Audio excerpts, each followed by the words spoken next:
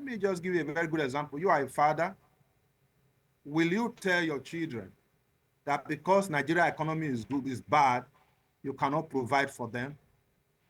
You can't do that as a father, as a responsible father. You can't say that there were problems before you came in as president, that you can't solve our problem. After all, you told us that it is your turn. Don't forget, he said, Emilio, it's my turn. And he has constantly said that it is responsibility to face the challenges. So there is no excuse for him or those who are trying to make excuses for him that, oh, they were not his problem. He knew that the problems were there. We knew that the problems were there. Everybody is aware. But the fact is that as a good manager and as a leader, when you come aboard, we expect that you take actions and decisions and policies that will help to ameliorate the problem. A very quick one. It is true that he never created the problem, as it were.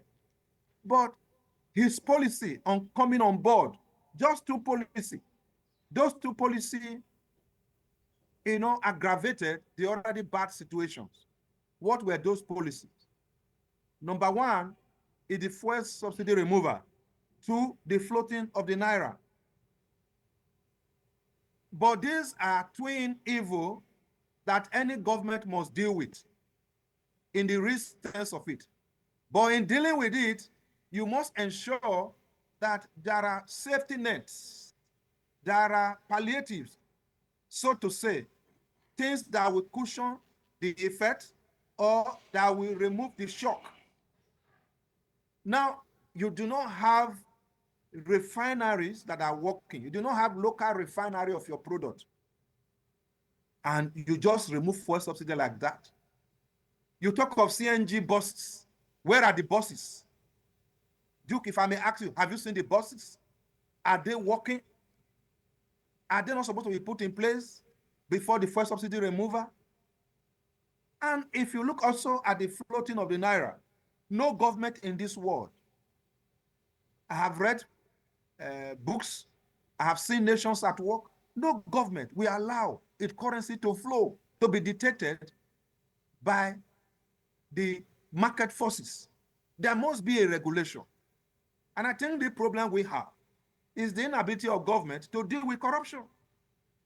Deal with corruption and ensure that you jealously guide the value of your currency, not to allow it to be dictated by the demand of market forces. And again, sir, you will also agree with me that when you are taking such decisions, you must look at the socioeconomic dynamics around you, around your country. Don't forget, we had COVID in 2020. Thereafter COVID, we had flood. After flood, we have series of insecurity that people cannot go to farm. Coupled with the fact that given the ECOWAS protocol, Nigeria is open to the West African markets. So when you float your naira, the question you ask yourself, what will be the response of your neighbors in terms of your markets? And that is why they come with trailer loads to buy our food. And Nigerian farmers or businessmen, as it were, will not hesitate to take their food outside the border, because the value of the currency of our neighboring country is far higher and better than that of Nigeria. So if you just go across the border, you earn more money. So why will businessmen not do that? Given the fact that Nigeria is an open market in view of the ECOWAS protocol. So I think for any government to come in place and take decisions to address the three problems of fuel subsidy, an issue of our value of our naira, you must look at what will be the consequences of your action.